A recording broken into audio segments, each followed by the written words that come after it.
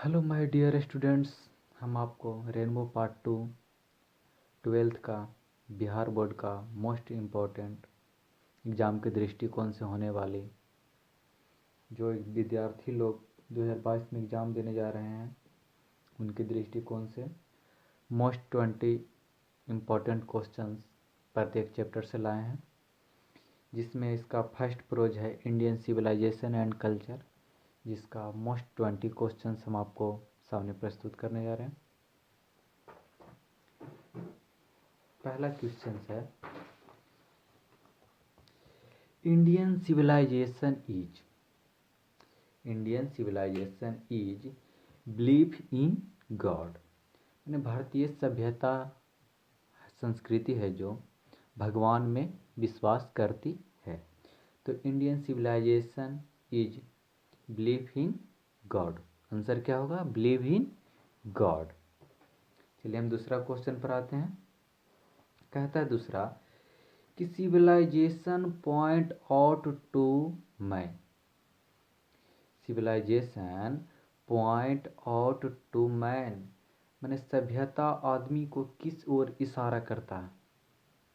तो उसके path of duty माने उसके कर्तव्य की ओर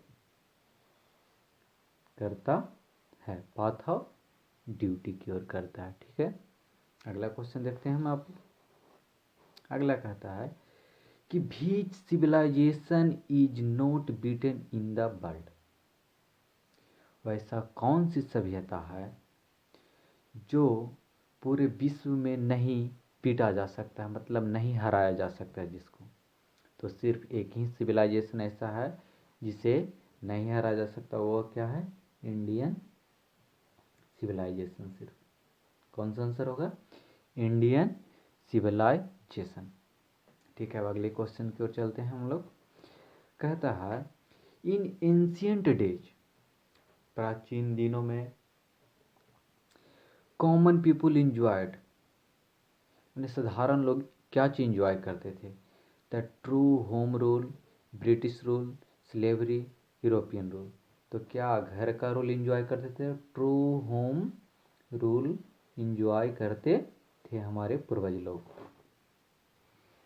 अगला क्वेश्चन कहता है कि Gandhi ji road different articles. तो यहाँ जो आर्टिकल्स शब्द का प्रयोग किया गया है, आर्टिकल्स मीन्स होता है उनके द्वारा लिखा गया लेख कौन कौन सा था, जिसमें से कहा था तो Gandhi ji road different articles, उन्होंने भिन्न भिन्न लेख लिखे थे। उसमें इसमें से ऑप्शन में से कौन सा लेख है जो महात्मा गांधी लिखे थे? तो कौन सा है? आप लोग जानते होंगे, यंग इंडिया जो एक प्रकार की पत्रिका थी जो महात्मा गांधी के द्वारा लिखी गई थी। तो क्या होगा? Young India. ठीक, क्वेश्चन आगे देखा जाए। कहता है that the tendency of Indian civilization is to elevate.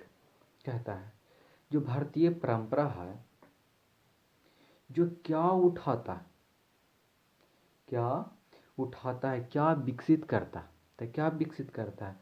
Moral beings को विकसित करता है कि ट्रूथ को, कि ह्यूमन बींग की वायलेंस को। तो कहता है, आप लोग पढ़े होंगे फर्स्ट चैप्टर में ही कि जो भारतीय सभ्यता है जो नैतिकता को फैलाता है, विकसित करता है। तो इसमें क्या आंसर होगा? मोरल बींग्स होगा, मैंने नैतिक चीज़ों के बारे में यह फैलाता है। ठीक है, अब आगे की ओर चलते हैं। कहता है कि the mind is a restless bird. The mind is a restless bird which always remains. कहता है कि दिमाग एक क्या है? बेचैन पक्षी है जो हमेशा क्या रहता है? असंतुष्ट रहता है। हमेशा क्या रहता है? हमेशा असंतुष्ट रहता है। क्या कहता है कि the mind is a restless bird which always remains. Which always remains, दिमाग है जो एक बेचैन पक्षी है जो हमेशा क्या रहता? हमेशा अनसेटिस्फाइड रहता, असंतुष्ट रहता हमेशा। दिमाग एक ऐसा चीज़ है जो हमेशा मोर मोर मोर खोजता है। किसके अगर कुछ चीज़ का लत लग गया तो हमेशा वह अधिक और अधिक खोजता है। इसको आप दूसरे भाषा में लिख सकते हैं क्या चीज़ कि heart is a restless bird, तो क्या है जो बेचैन चीज होता है, तो mind is a restless bird. यहाँ से भी आपका क्वेश्चन पूछ सकता है। चलिए हम आगे देखते हैं। आगे कहता है क्या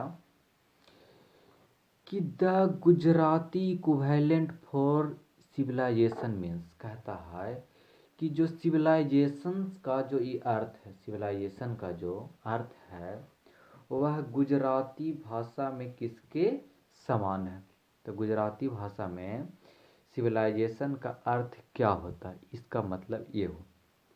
तो आप लोग तो जानते हो कि गुजराती भाषा में इसको कौची कहते हैं, गुड कंडक्ट कहते हैं। कौची कहते हैं, गुड कंडक्ट कहते हैं। क्या कहते हैं, गुड कंडक्ट कहते हैं, गुड कंडक्ट कहते हैं। मतलब कि सिविलाइजेशन सभ्यता के बराबर गुजराती भाषा में कौन सा शब्द का यूज किया जा सकता है, तो क्या है, गुड कंडक्ट ही एक ऐसा शब्द है जो सभ्यता के बराबर यूज किया जा सकता है। अब अगला क्वेश्चन की ओर देखते हैं। क्वेश्चन नंबर 9 क्या कहता है।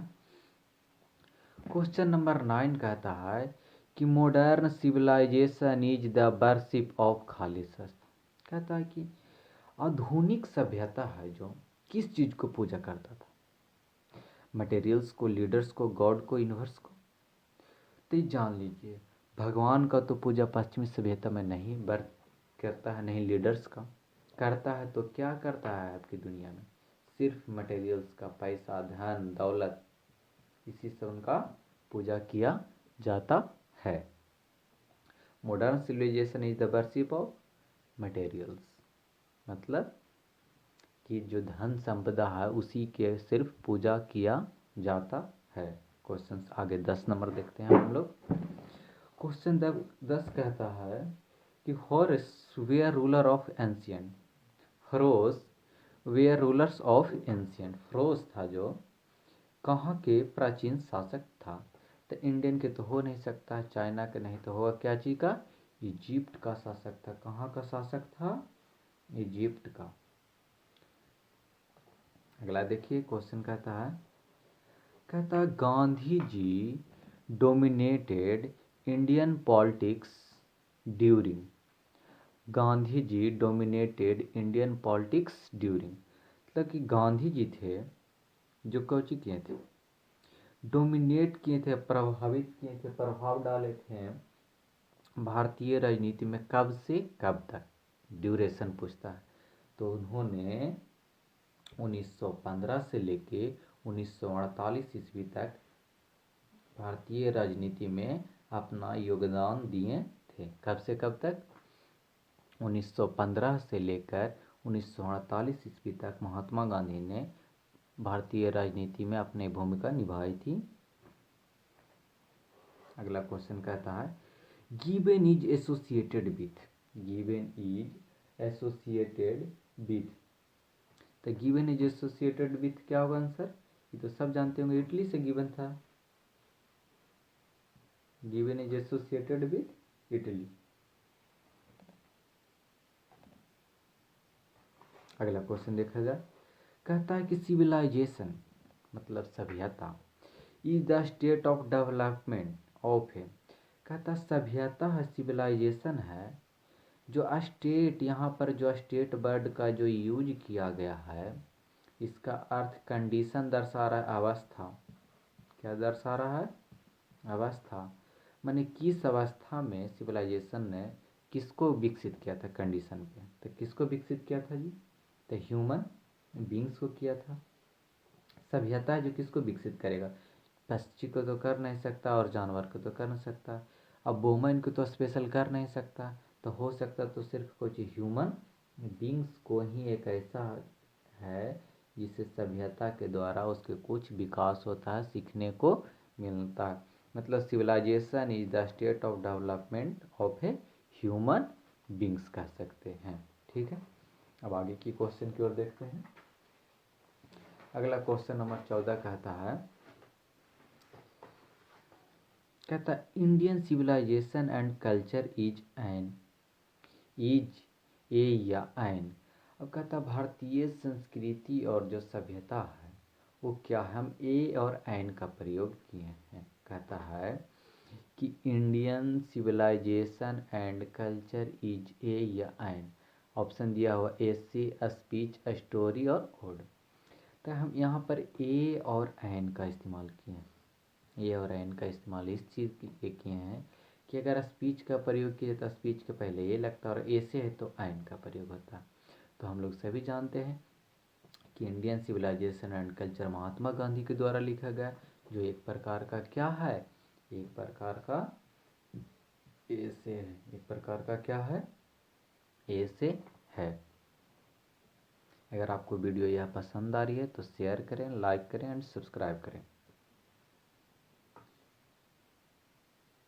अगला क्वेश्चन कहता है कि simple living and high thinking, simple living and high thinking is the base of. कहता सादा जीवन और उच्च विचार कहाँ के था ये सब। सोच, हमारे पूर्वज लोग करते थे कि simple living and high thinking is the base of Indian civilization, मैंने भारतीय सभ्यता के साथ होती है। भारतीय सभ्यता एक ऐसी सभ्यता है जिसे कोई हरा नहीं सकता है, और यहाँ के लोग सादा जीवन और उच्च विचार की भावनाओं के साथ जीते हैं। अगर यहाँ इससे क्वेश्चन कर दिया जाए, क्वेश्चन में ही आंसर देखिए, इससे भी आपको क्वेश्चन पूछा जा सकता है। अब कैसे पूछा जा सकता है देखिए, कहता है कि Indian civilization is the base of, कह दिया कि इंडियन सिविलाइजेशन लोग कैसा सोचते थे, तो क्या बोलेगा कि simple living and high thinking. अगला क्वेश्चन देखा जाए, क्वेश्चन नंबर 16 कहता है कि my experiment with truth is a या एन। यहाँ पर स्टोरी और ode, my experiment with truth है जो किन्हीं के द्वारा लिखा गया हुए थे, महात्मा गांधी। बायोग्राफी कहता है किसको, कि जब कोई व्यक्ति के बारे में लिखा जा रहा है और वह व्यक्ति अपने न लिखकर किसी दूसरे व्यक्ति के द्वारा लिखा जाता है उसकी आत्मकथा को, तो उसी को कहते हैं बायोग्राफी। और ऑटोबायोग्राफी कहता है कि वैसी आत्मकथा जो अपने बारे में स्वयं वह लिखे उसे हम ऑटोबायोग्राफी कहते हैं, ऑटोबायोग्राफी कहते हैं। तो यहाँ पर क्वेश्चन है कि my experiment with truth is a या एन। तो क्या है, एक प्रकार का यह ऑटोबायोग्राफी है। क्या है, ऑटोबायोग्राफी है, आत्मकथा है। ठीक है, अब अगला क्वेश्चन की ओर चलते हैं। कहता है हैप्पीनेस इज ए लार्जली, एक कौची है, हैप्पीनेस मीन्स खुशी है, जो एक लंबे वक्त तक क्या क्या दर्शाएगा, मैरिज अफेयर, शादी के बारे में तो खुशी। अब कौन ऐसा व्यक्ति होगा जो शादी करके खुश है। कहता है जॉब अफेयर्स, जॉब अफेयर्स भी खुशी नहीं दे सकता। फिजिकल कंडीशन तो खुशी दर्शा नहीं सकता, लेकिन मेंटल कंडीशन आपको, happiness is a large, mental condition आपको दर्शाएगा। क्या दर्शाएगा, मेंटल कंडीशन आपको इसमें दर्शाया जाएगा। मेंटल कंडीशन, मेंटल कंडीशन कहता है कि यदि आप, जब तक आपका दिमागी तौर पर आप शांत नहीं रहेगा, आप खुश नहीं रह पाइएगा। मेंटल कंडीशन है कि जितना कहावत में है कि आप जितना शांत रह सकते हैं उतना सुन और समझ सकते हैं। इसीलिए कहा जाता है जितने तौर पर आप दिमागी तौर पर खुश रहेगा तभी आप खुश दिखा सकते हैं, दिखावटी चेहरा से आप खुश नहीं रह सकते। अगला क्वेश्चन कह रहा कि machinery makes us slaves and be loss our. Machinery के उपयोग से हम लोग कौची हो रहे हैं, उसका गुलाम हो रहे हैं। मशीनरी के प्रयोग करने से हम लोग गुलाम हो रहे हैं। बी लॉस, और हम लोग अपने क्या खो रहे हैं, मोरल फाइबर खोते हुए जा रहे हैं। जो हमारा जो नैतिक चरित्र है ना, वह धीरे धीरे मशीन से गायब हो रहा है। अगर आप दिन भर मोबाइल यूज करते हैं तो आप किसी भी व्यक्ति को अच्छी आचरण के भाव से नहीं देख सकते हैं, आचरण के भाव से नहीं देख सकते हैं, उनके बारे में हमेशा गलत विचार रख सकते हैं आप। इसीलिए कहा गया है कि machinery makes us slaves and be loss our moral fibre.